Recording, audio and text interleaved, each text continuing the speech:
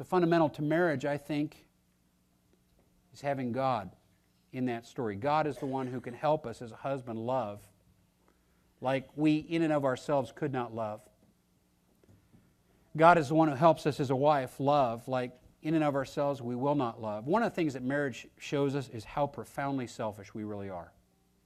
You know, before marriage you think, I'm a generous guy, I'm a giving guy, and then marriage shows you what a gap there is between the real you and the ideal you.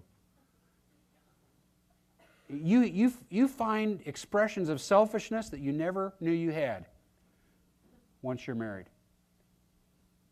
And it really shows us how much we need God. So fundamental to family should be marriage. Fundamental to marriage should be Christ. Now I've made two should statements. And those of you who've been around here a little while know that I don't make a lot of should statements. I think should is the most overused word in the church. You should do this, you should be doing that. You know, I'm not a big should person. The reason why I've used them here is I really want to hold up the ideal of marriage, and I want to show, I am saying that we need God's help. We need God's help so that we can give our husbands, our wives, our kids, and our parents what they need. And what do they need?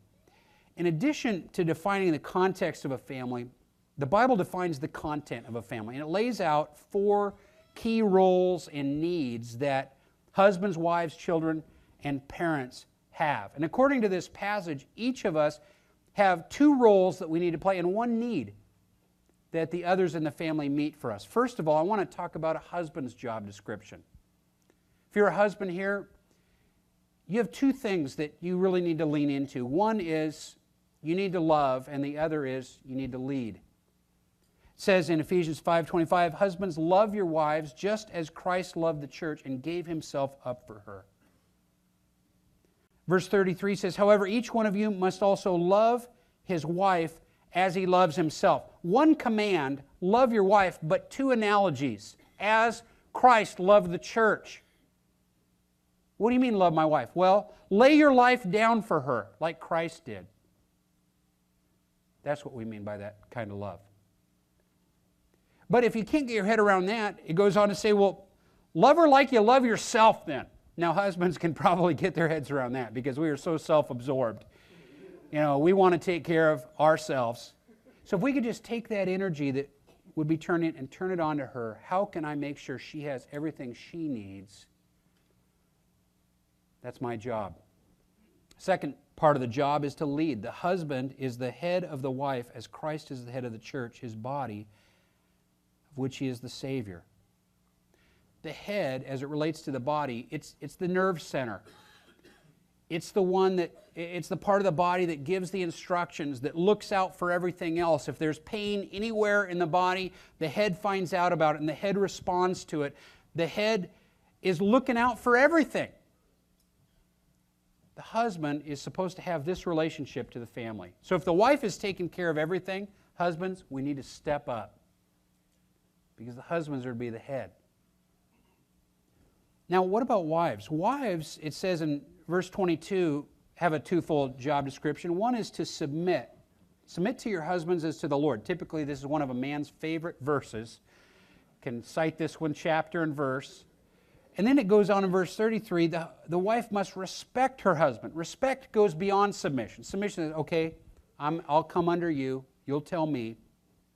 But respect really says, I esteem you. Now let me diagram the roles of husbands and wives and how they relate to each other and how they meet each other's needs. Husbands are to love and to lead, and across the way from that, wives are to submit and respect, and these things correlate. Husbands, if you love your wife as Christ loved the church, or even if you just love your wife like you love yourself, your wife can submit to that. Wives, what are you asked to submit to here? You're not asked to submit to abuse. You're asked to submit to love. You're asked to submit to a person who will lay his life down for you. I don't know of any woman who wouldn't be glad to do that. Why does the church submit to Christ? Because he didn't yell from heaven, submit to me. He came down here and he laid his life down first. Before he ever asked us to lay our lives down, he laid his down. I can respond to that. And it says that husbands are to lead and wives are to respect. Husbands, make it easy for your wife to respect you by being a good leader. Or you can turn this whole thing around. Wives, make it easy for your husband to lead you by respecting him. This is a virtuous cycle. As a husband loves and he leads, his wife can submit and respect. And as a wife submits and respects, it helps him to be a better lover and a better leader.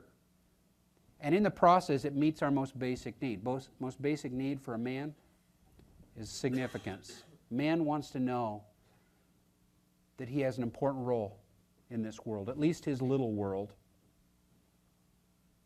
Nothing does more for a man. I mean, when my wife says to me, man, Dave, you're doing a great job as a father, as a husband. I try not to let it show, but I'm going, whew, yeah. You know, I am the man.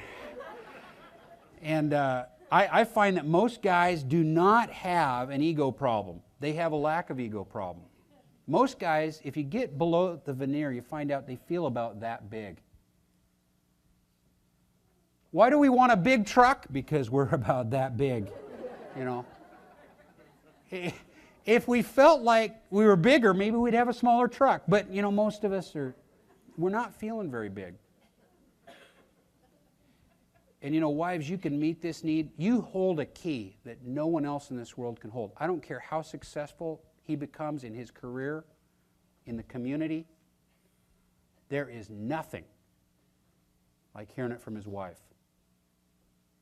So when you respect him, when you submit to him, man, it does something for him. It meets the most basic need he has. And for a woman, most basic need, I think, is a sense of security, to know that someone is watching out for her, that someone would lay down their life for her, that someone will care and take care of business.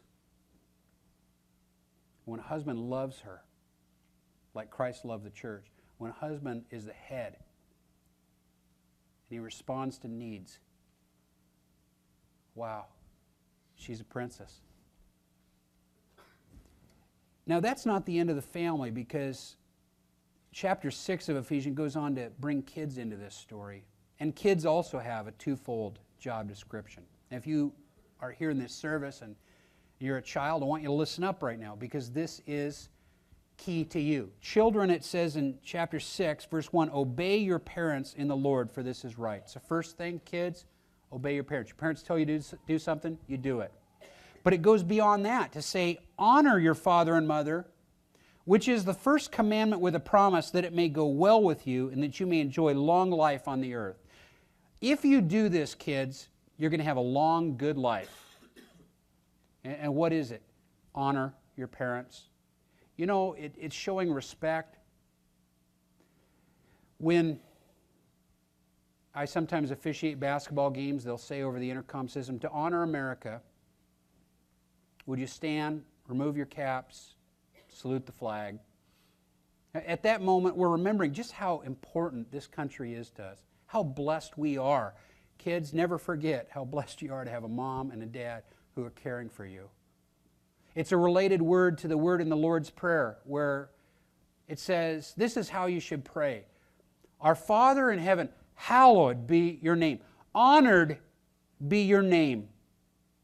You look up to your parents and you don't just obey them and do what they say, but you honor them.